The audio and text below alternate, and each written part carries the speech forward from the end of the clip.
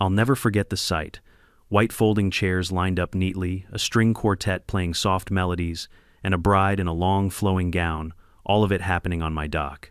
My dock, the one I built with my own 2 hands, the one where I taught my son to fish, the one my wife calls our little piece of peace. And there she was, Karen, queen of the HOA, strutting around in a sequin dress like she owned the lake itself. She didn't ask. She didn't pay. She didn't even acknowledge me. She just threw her daughter's wedding right there as if my dock was some kind of community stage. But here's the thing about Karen, she thinks rules only apply to everyone else. That day, she crossed the line. And me, I wasn't about to just sit back and let it happen.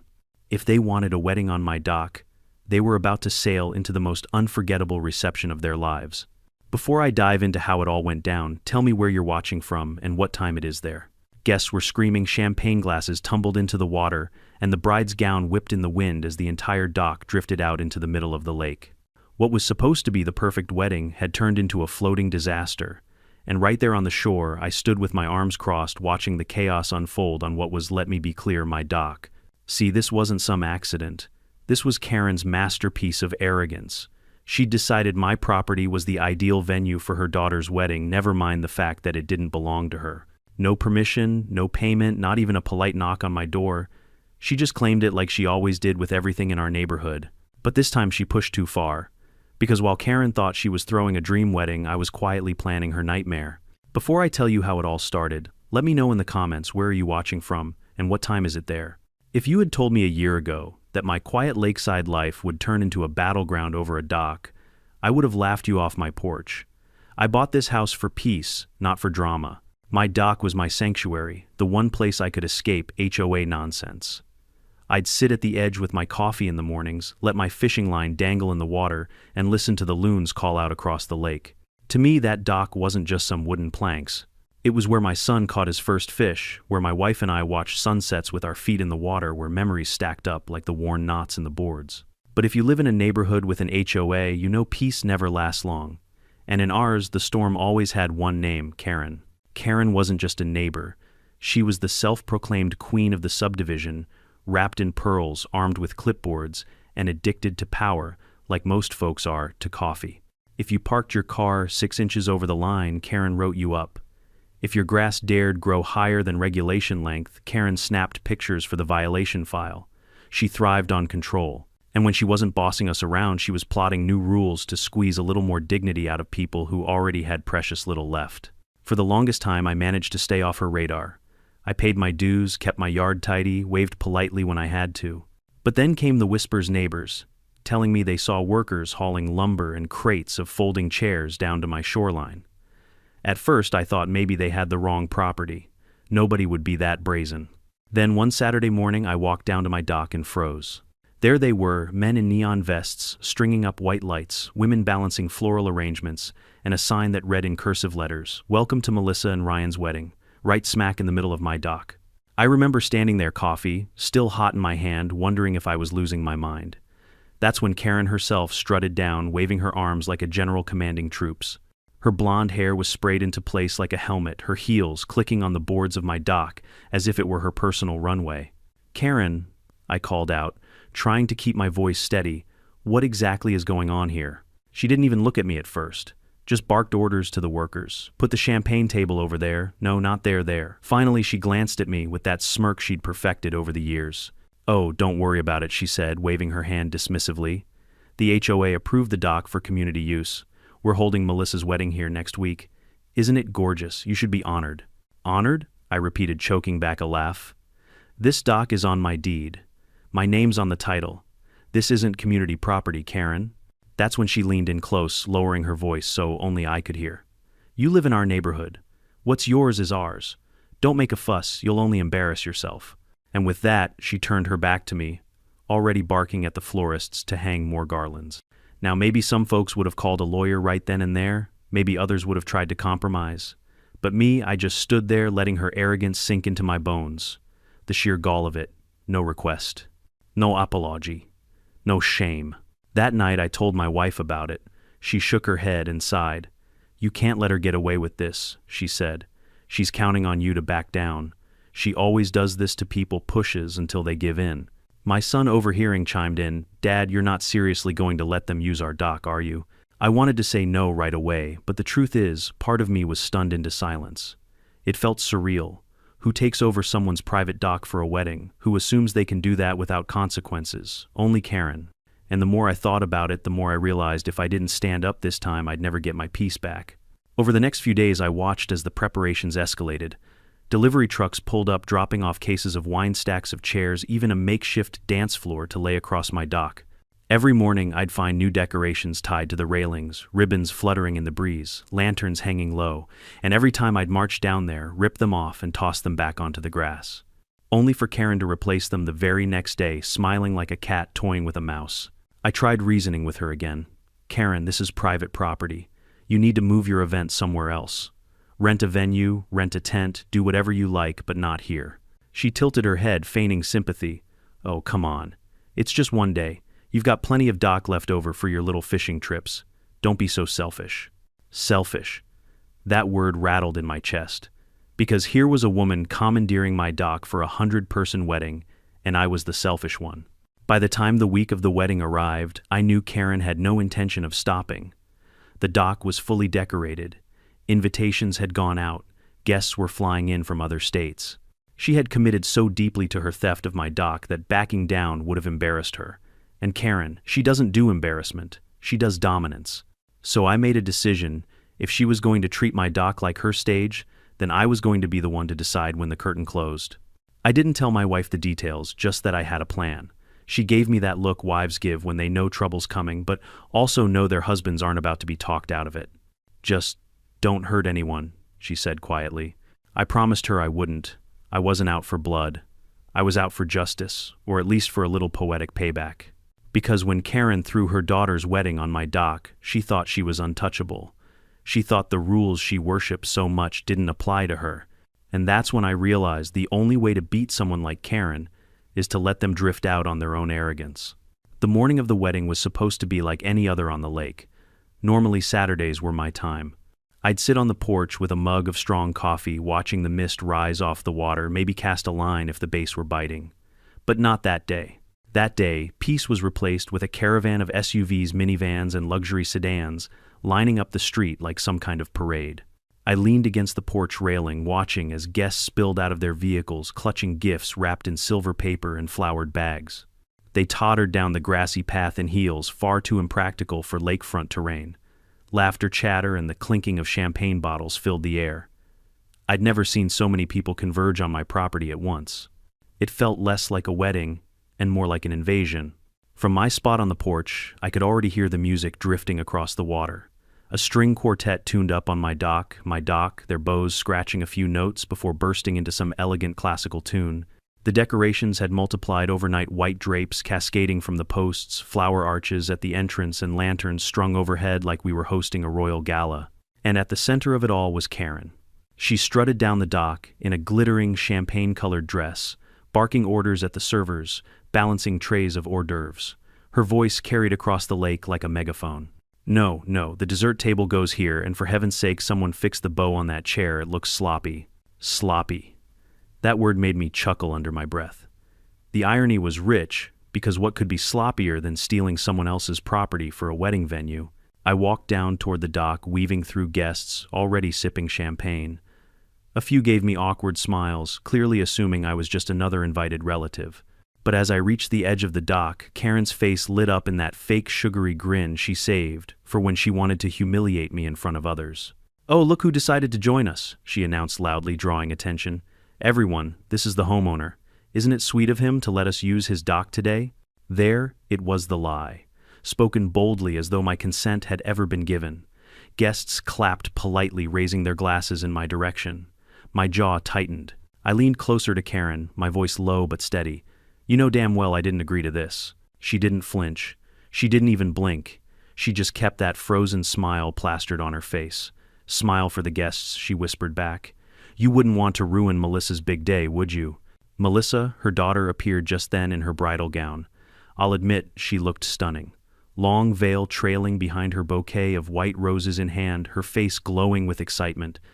She glanced my way, but there wasn't even a flicker of recognition. To her, I wasn't the owner of the dock or the man being steamrolled. I was just another background extra in her fairy tale. The ceremony began with pomp and circumstance. The officiant took his place, the quartet swelled with music, and the guests hushed to a reverent silence. The sun shimmered on the lake, making the whole scene look like a postcard. And yet underneath the beauty, my blood boiled. Every second the words my doc echoed louder in my head. As vows were exchanged, I caught snippets of Karen's proud whispers to anyone who would listen. Yes, we managed to secure the perfect location. It really pays to be president of the HOA. She said it like she had orchestrated this magical venue through sheer brilliance, not theft. By the time the bride and groom sealed their vows with a kiss, my hands were clenched so tight my knuckles turned white. Guests erupted in applause, confetti flying into the air, and Karen basked in it all like a monarch surveying her kingdom. She had hijacked my property, my peace, my dignity, and wrapped it up as her crowning achievement. Then came the reception. Tables groaned under the weight of catered dishes, servers rushed up and down balancing trays, and a DJ replaced the quartet with booming pop music. The dock shuddered under the stomping of dancing guests, the boards creaking in protest.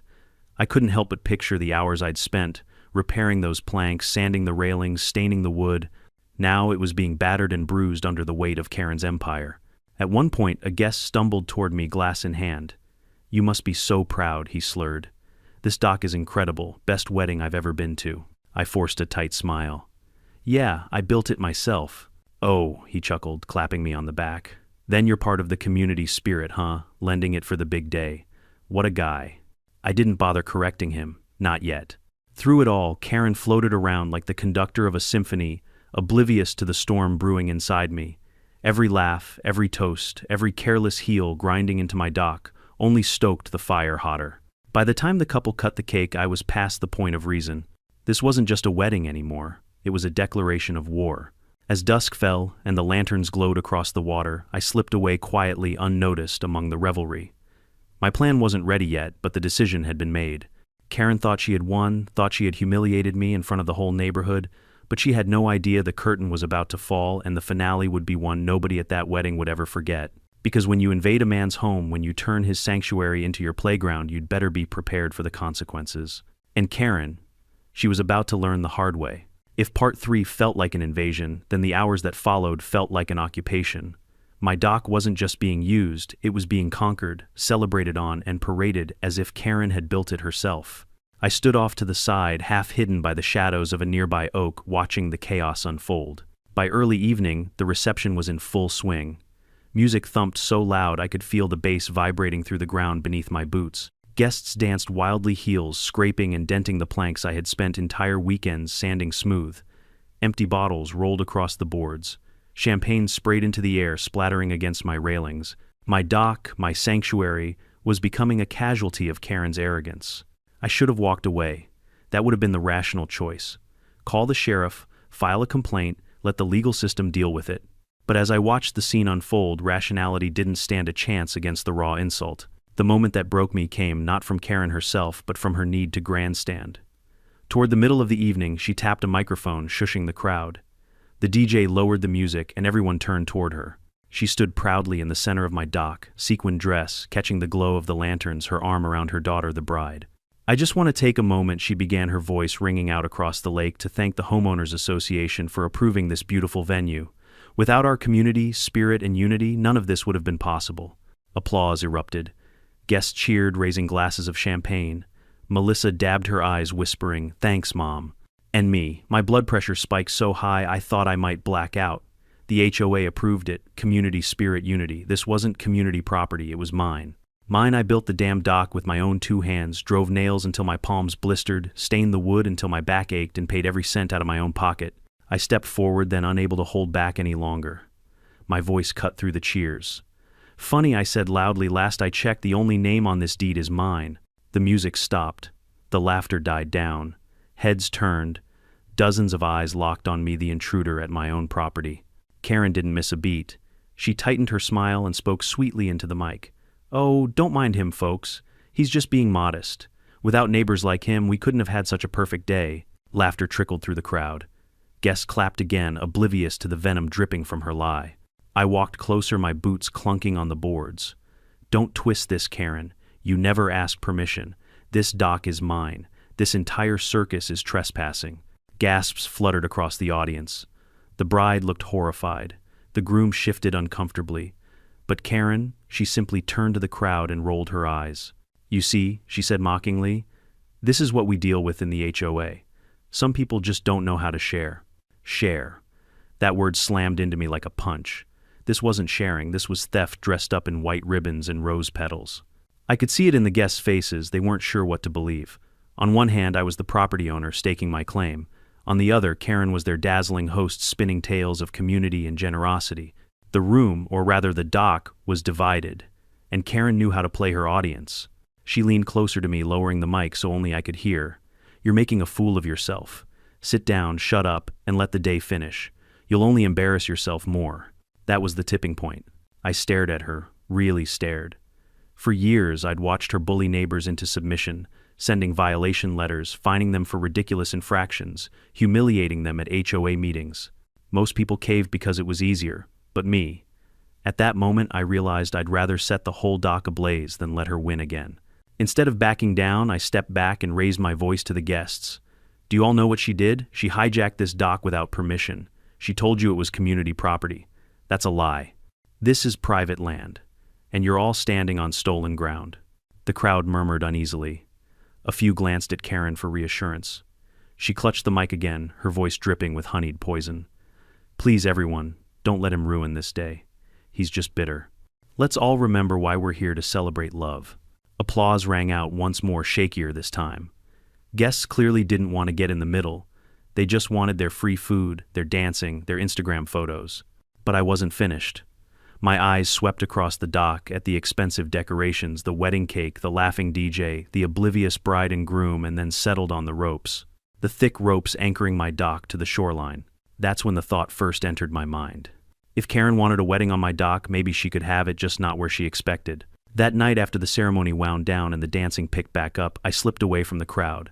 My hands shook with adrenaline, not fear. I knew what I was about to do. I knew the risk. But I also knew that Karen had crossed the line so far she couldn't even see it behind her anymore.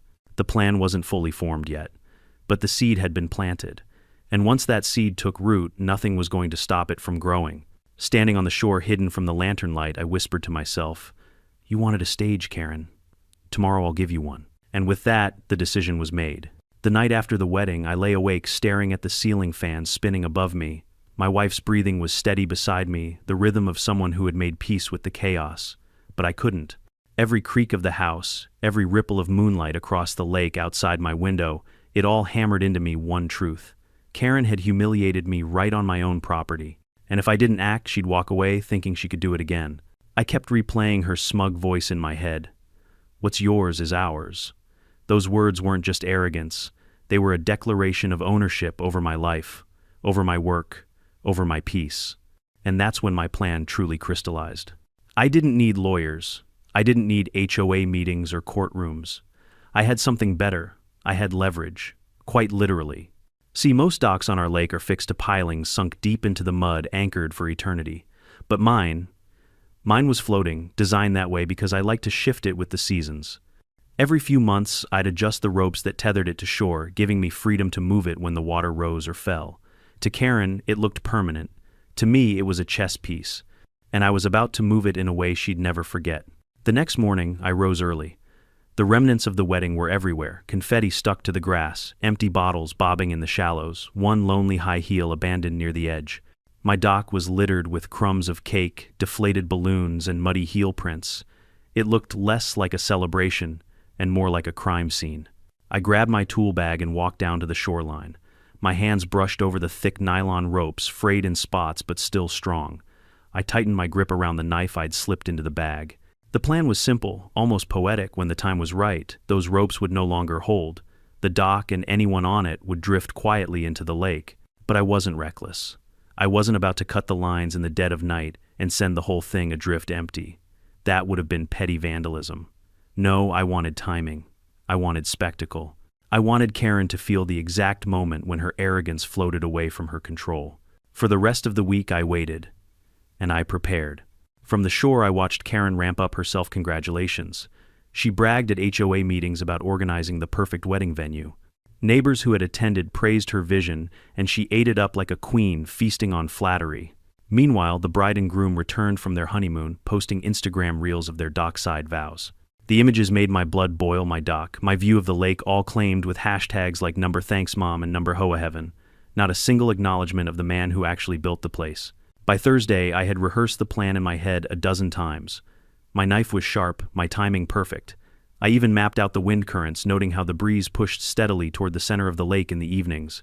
If I cut the lines just as the sun set, the dock would float gracefully away like a scene from a fairy tale, except this fairy tale had a much darker punchline. Friday afternoon, the opportunity came knocking.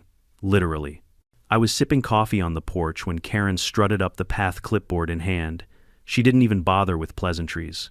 "We'll be holding a post-wedding gathering tomorrow evening," she announced, flipping a page. "Melissa wants to show photos on a projector, sort of a little encore celebration. Don't worry, we'll be gone by midnight." I nearly choked on my drink. "You mean on my dock again?" Karen rolled her eyes like I was a child. "Don't be dramatic. You saw how beautiful it was last week. Everyone agrees it's the best spot. Think of it as a community contribution." "Contribution," I muttered. "That's one word for it." She leaned closer, lowering her voice. "Look, you can sulk all you want, but this is happening.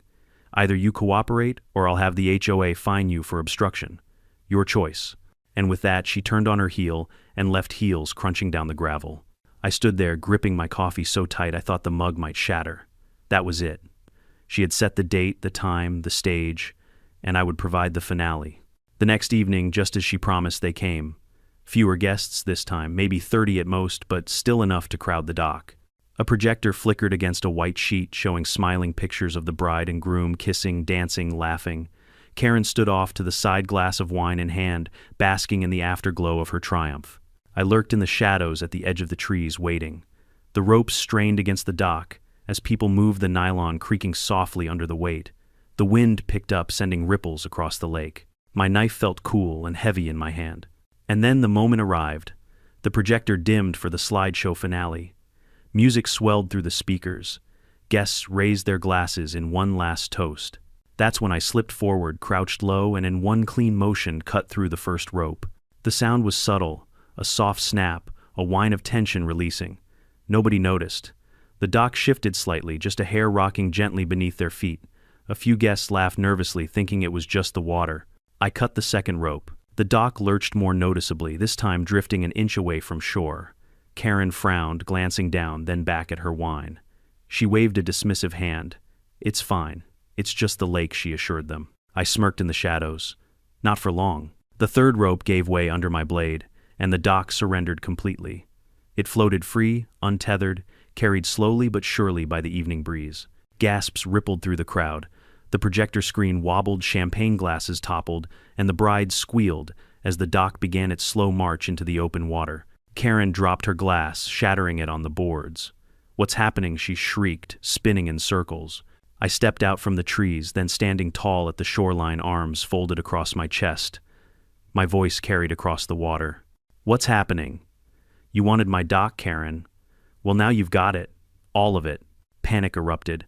Guests clutched at each other, some trying to jump back onto shore, others too afraid of falling into the dark water below. The DJ screamed as his speakers toppled over, sparks flying. The projector fizzled and died, plunging the scene into chaotic darkness, illuminated only by lanterns, swinging wildly in the wind. And me, I just stood there calm as the night. Because this wasn't recklessness. This was justice in motion. The sound of panic echoing across the water was sweeter than any symphony. I had waited weeks for this moment, months if you counted all the years of Karen's tyranny. And now, as the dock floated free, her carefully orchestrated encore celebration turned into a circus, drifting helplessly into the lake. At first, the movement was slow, almost gentle. The dock swayed like a raft, rocking under the weight of 30 overdressed guests clutching their wine glasses and high heels. Some laughed nervously, thinking it was just a minor mishap, something the dock guy would fix in a second. But the truth was dawning on them second by second as the shoreline slipped further away. I stood on the grass, arms crossed, watching the distance widen. "Smile for the cameras," I muttered, though nobody but the bullfrogs could hear me. Karen, of course, was the last to admit what was happening. She clutched her pearls, scanning the ropes as if they'd magically reappear and tether her kingdom back to shore. "It's fine," she shouted, her voice shrill. "Don't panic. The HOA has everything under control. The HOA. That line almost made me laugh out loud. What was she going to do? Find the wind, cite the lake for non-compliance? The breeze picked up, carrying the dock further out. Guests staggered like drunks at last call, trying to keep their balance as the boards groaned. The bride squealed, gripping her new husband's arm, her long veil whipping around her like a flag of surrender. The groom tried to calm her, but even his face had gone pale. "Somebody call 911, a guest screamed, fumbling with her phone. But another voice cut in. "What are we supposed to tell them? That a wedding venue just floated away?" Laughter broke out, tinged with hysteria. Because the truth was too absurd to ignore, an entire wedding party was adrift on my dock, floating like a giant lily pad into the middle of the lake. Meanwhile, Karen spun in circles, shouting orders nobody followed. "Stay calm, it's not a big deal, it's just temporary." But the cracks in her mask were showing. Her voice shook. Her eyes darted between the darkening water and the horizon, where the last colors of sunset were fading into night. I cupped my hands around my mouth and called out loud enough for all of them to hear. "Enjoy the view, that's what you wanted, right? A lakeside experience." A ripple of gasps followed, and Karen snapped her head toward me. "You," she shrieked, pointing a trembling finger. "You did this. You cut the ropes." I spread my arms innocently. "What ropes?" "Looks to me like the dock just decided it needed some space." The crowd erupted into chaos. Some guests shouted for help. Others tried to leap across the widening gap to shore. Most landed ankle-deep in the water, ruining their expensive shoes. One poor guy misjudged completely, landing with a splash that drew screams from the women clutching their gowns. He crawled out, sputtering his tuxedo, clinging to him like seaweed. But most stayed frozen, trapped by fear, clutching the rails as if that would anchor them. The bride burst into tears, mascara streaking down her cheeks. "Mom, do something," she sobbed. Karen's face twisted, torn between fury and desperation. I'll fix this," she promised, though it was clear she had no idea how. She turned back to me, her voice cracking. "You'll pay for this. I'll have you arrested. You can't." "Arrested?" I cut in, my voice dripping with sarcasm. "For what? For letting my own dock do what it was built to do, float? That shut her up, if only for a moment." By now the dock had drifted a good 50 yards out. Lanterns swayed, casting eerie reflections across the rippling water. Music still blared from the DJ's dying speakers, warped and echoing across the lake like the soundtrack to some surreal dream. And then came the tipping point, literally. A group of men rushed to one side, trying to wave down a boat that wasn't there. The sudden shift sent the dock tilting dangerously, champagne bottles, sliding chairs toppling into the water. Screams pierced the night as women clutched each other, terrified of falling in. The bride's veil snagged on a nail, ripping loudly as she stumbled. Her groom yanked her back upright, but the damage was done. Her pristine image was unraveling thread by thread right in front of everyone. From shore I couldn't help but grin. "Careful now," I called. Wouldn't want the honeymoon to start with a swim. Karen's shriek carried across the water, feral and raw. "You think this is funny? You've ruined everything." "Ruined?" I shot back. "No, Karen. This is what you call natural consequences. You wanted to take what wasn't yours. Well, now you're taking it straight to the middle of the lake." Her guests turned on her then. The murmurs grew louder, sharper. "Why didn't you ask the owner?" someone demanded. "You said this was approved," another shouted. "This is trespassing, isn't it?" Karen tried to defend herself, but her excuses faltered against the obvious. She wasn't in control anymore. Her empire was literally adrift. As the dock floated farther, headlights flickered along the shore. Neighbors had gathered, watching the spectacle unfold. Some held up phones, recording the chaos. I could already imagine the headlines: HOA president's wedding disaster sets sail. And that's when it hit me. This wasn't just revenge. This was exposure. Karen's mask of authority was slipping, and the whole neighborhood was there to witness it. Finally, after what felt like hours but was likely minutes, the dock settled near the lake's center, bobbing gently in the moonlight. Stranded, helpless, and utterly ridiculous. I took a deep breath, savoring the scene. For once, I didn't feel like the victim of Karen's endless power plays. I felt like the man who had finally flipped the script. And though part of me wondered how far I could push it, another part relished, letting Karen stew in her floating palace of humiliation. Because sometimes, justice doesn't come with handcuffs or courtrooms. Sometimes justice drifts quietly into the night lanterns, swinging champagne spilling, and a bride crying into her ruined gown. And I had front row seats. By the time the dock drifted out to the middle of the lake, the once celebratory crowd looked more like castaways on a sinking ship. The lanterns that had been strung so carefully for ambiance now swayed violently in the night breeze, their reflections scattering across the water like mocking laughter. Every few seconds a champagne flute clattered to the boards or rolled into the water with a hollow plunk. I leaned against a tree on shore, taking it all in. I didn't shout anymore. I didn't need to. The scene spoke for itself. Karen had promised her daughter the most glamorous lakeside wedding reception anyone in the neighborhood had ever seen. What she delivered was a floating fiasco that had half the HOA screaming, half crying, and all of them realizing the truth: the queen had no crown. Of course, the panic had escalated. Some guests tried frantically to call 911, but the dispatcher's response was what you'd expect. So, you're at a wedding on a dock that floated away. And nobody's hurt, ma'am, that's not an emergency. That answer only made tempers flare. Why would you hold a wedding on a floating dock? One man yelled.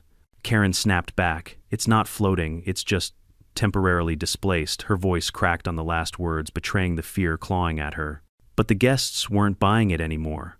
They were cold, tipsy, humiliated, and very much aware that they were trapped in the middle of a lake because of her arrogance. Fingers pointed, voices rose. You said this was approved by the HOA. You told us the owner donated the dock. This is trespassing, Karen. We're going to be on the news. Each accusation hit her like a stone. She tried deflecting, but every excuse unraveled. The more she flailed, the clearer it became that she had lied to everyone, not just me. Meanwhile, the bride's mascara was streaked down her cheeks, her once pristine veil now torn and damp. Mom, she sobbed, clutching her husband's arm. You've ruined my wedding. I told you we should have booked the country club. That line sliced through the air like a knife. Karen froze, her daughter's words echoing louder than any of mine ever had. The woman who lived for appearances, who built her entire identity around being the perfect planner, had been publicly shamed by her own child. From shore, I almost felt sorry for her. Almost. But any sympathy evaporated when she turned her fury back on me. She stomped to the edge of the dock, jabbing her finger toward the shoreline where I stood. You, she shrieked. You sabotaged this, you cut those ropes, you'll pay for this, I'll sue you, I'll have you arrested. I raised my voice calmly, letting the crowd hear. Arrest me, for what? Tampering with my own property. You're trespassing, Karen. You lied to everyone here. You stole my dock. And now you're watching it drift away just like your credibility. Gasps and murmurs spread across the guests. Some nodded their faces, hardening with realization. A few even shouted in agreement. He's right, you can't just take someone's dock. For the first time all evening, Karen looked small. She tried one last desperate move, whipping out her phone and calling the sheriff. I could hear her voice carrying over the water. Hello, yes, I'm the HOA president. A man has sabotaged community property. He's endangered lives. I smirked. Because I knew what she didn't. 10 minutes later, red and blue lights flashed on the far side of the lake. A patrol boat sputtered across the water, its spotlight sweeping until it landed squarely on the drifting reception. The officer's voice boomed over a loudspeaker. Attention. Is anyone injured? A chorus of embarrassed no followed.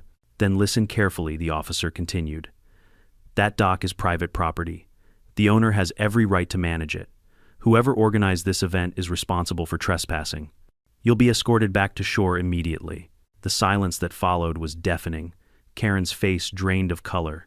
Guests turned to stare at her, their expressions a cocktail of rage and disbelief. The boat towed them back slowly like a parade of shame.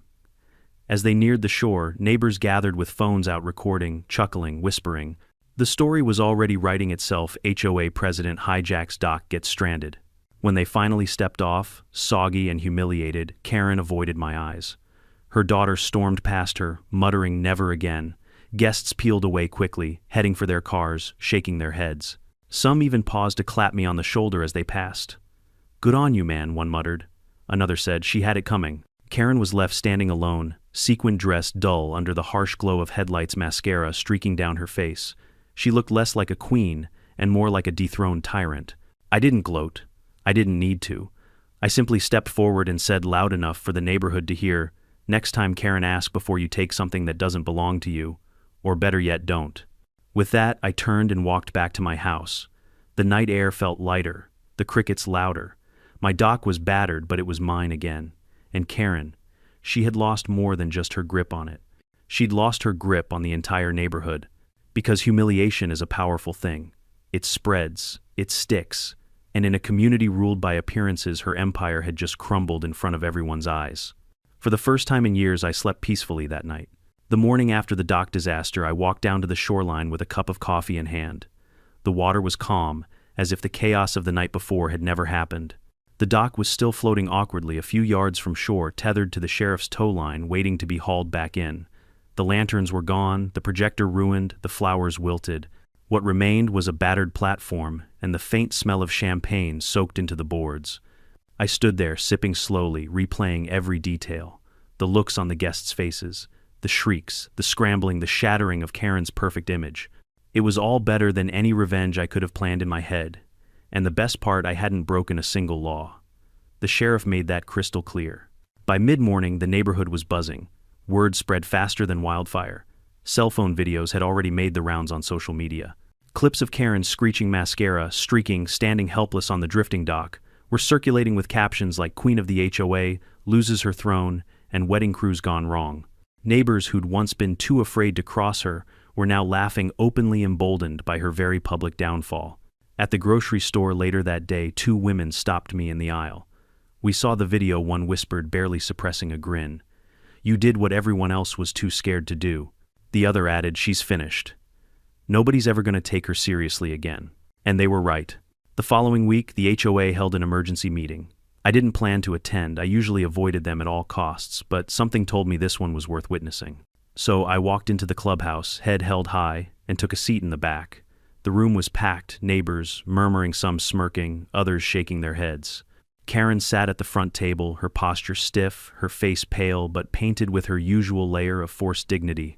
The meeting began with formalities, but it wasn't long before the gloves came off. One neighbor stood up. "Karen, you lied to us. You told us that dock was approved for community use. You put us all in danger." Another chimed in. "My wife nearly fell into the lake because of you. If the sheriff hadn't shown up..." Karen's voice cracked as she tried to respond. It was a misunderstanding. I was only trying to create a memorable event for my daughter." The crowd erupted with bitter laughter. "Oh, it was memorable, all right," someone shouted. The HOA treasurer raised his voice over the din.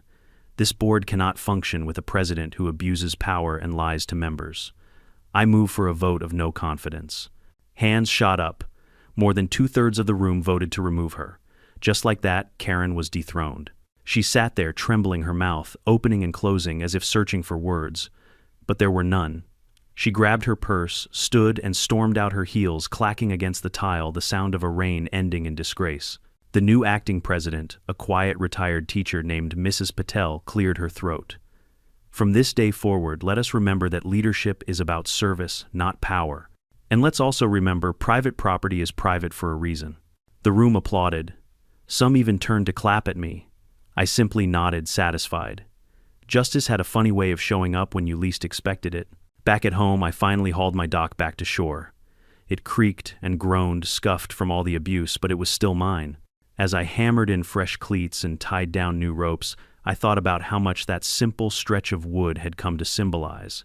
It wasn't just a place to fish or sit at sunset. It was a line in the sand, or in the water rather, that I wasn't willing to let anyone cross. And here's the twist. A few weeks later, I got a knock on the door. It was the mailman handing me a thick envelope. Inside was a formal notice the HOA bylaws were being revised. Clause after clause had been stripped of Karen's heavy-handed language. Property rights were clarified, limits placed on board authority, penalties reduced. At the very end, there was a note signed by Mrs.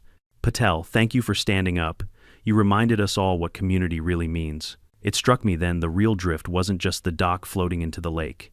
It was Karen's power, her illusion of control finally cut loose and carried away for good. I looked out over the water that evening, the sunset painting the horizon in gold. My wife joined me, slipping her hand into mine. "You did it," she said softly.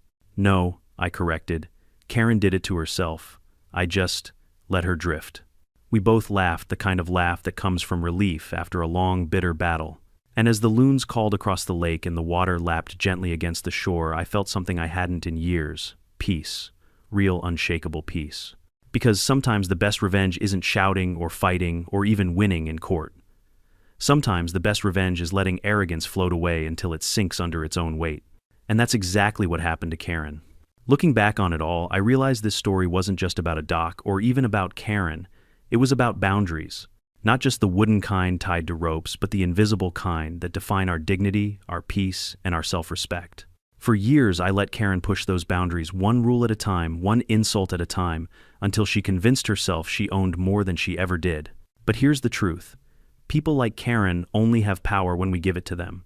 The moment you stand your ground, the moment you refuse to be bullied or belittled, their whole facade begins to drift away. That night on the lake, it wasn't about revenge, it was about exposure. The world saw her for who she truly was, not a leader, not a queen, but a person so blinded by control that she lost everything. And in that exposure, the neighborhood found freedom. So if you take anything from my story, let it be this: never be afraid to protect what's yours, your home, your peace, your dignity. Sometimes it takes courage, sometimes it takes patience, and sometimes it takes cutting a rope and letting arrogance float out to the middle of the lake. Now I want to hear from you. Have you ever dealt with a Karen in your life, someone who thought they could take what wasn't theirs? Drop your story in the comments. I read every single one. And if you enjoyed this tale, make sure to subscribe because trust me, there are plenty more HOA nightmares where this one came from.